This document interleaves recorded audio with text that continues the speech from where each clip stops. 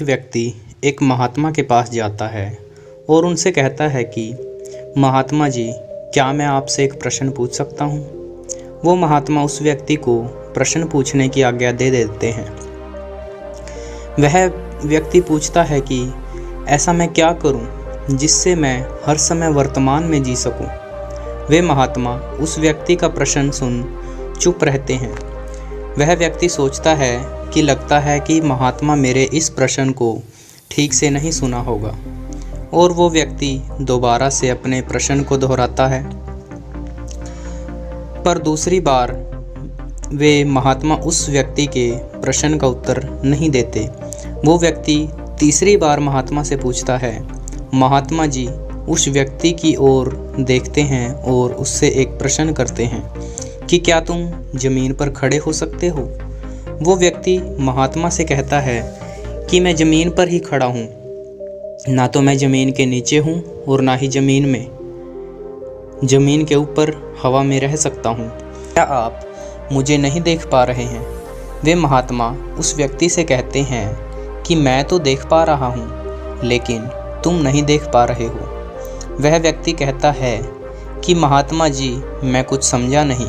वे महात्मा उस व्यक्ति से कहते हैं कि जब तुम ये देख सकते हो कि ना तुम ज़मीन के नीचे रह सकते हो और ना ही ज़मीन के ऊपर हवा में रह सकते हो, तो क्या तुम यह नहीं देख सकते कि तुम चाहकर भी भूतकाल में रह सकते हो और ना ही भविष्यकाल में रह सकते हो, जब तुम पहले से ही वर्तमान में हो, और इससे ज़्यादा वर्तमान में क्या हो सकते हो।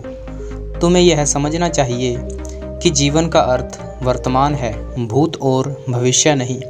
तुम चाहकर भी भूत और भविष्य में नहीं रह सकते, क्योंकि तुम्हारे पास इसका विकल्प ही नहीं है। तुम उन भूतकाल के विचारों को सोचकर परेशान हो जिनका खुद कोई जीवित अस्तित्व ही नहीं है, या इन विचारों को सोचकर परेशान हो जिनके बारे में तुम्हें पता ही नहीं है कि वो भविष्य में घटित होंगे भी या नहीं। वह व्यक्ति उस महात्मा से पूछता है कि मैं इन विचारों से कैसे छुटकारा पाऊँ। महात्मा कहते हैं कि फिर एक और गलत प्रश्न। यह दिमाग जिसके पास इतनी क्षमता है कि तीनों स्थितियों में सोच सकता है, यह हमें प्रकृति के द्वारा दिया गया एक उपहार है। क्या तुम इसे ख़त्म करना चाहते हो। क्या उपहार को ख़त्म किया जाता है।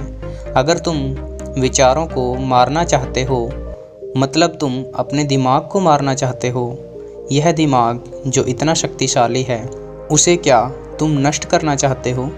वह व्यक्ति कहता है कि तो अब आप ही बताइए कि मैं क्या करूं। मैं बहुत परेशान हूं, मुझे कोई मार्ग नज़र नहीं आ रहा है। वे महात्मा उस व्यक्ति से कहते हैं कि अब तुमने सही प्रश्न पूछा है। अब कुछ हल निकाला जा सकता है।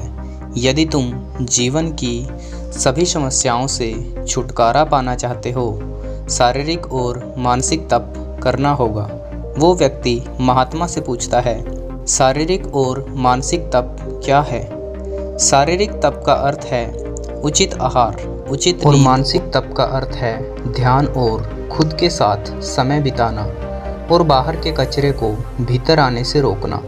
वह व्यक्ति उन संत से पूछता है कि कचरे से आपका क्या मतलब है। वो कहते हैं कि तुम भली भांति जानते हो कि कचरा क्या है। कचरा वे बातें हैं जो तुम्हारे विकास को रोकती हैं और तुम्हारे इंद्रियों के द्वारा तुम्हारे भीतर प्रवेश करती हैं। यदि तुम सभी समस्याओं का अंत चाहते हो, तो तुम्हें शारीरिक और मानसिक तप करना होगा। वो व्यक्ति उन महात्मा से पूछता है कि क्या शारीरिक और मानसिक रूप करना क्या आसान है।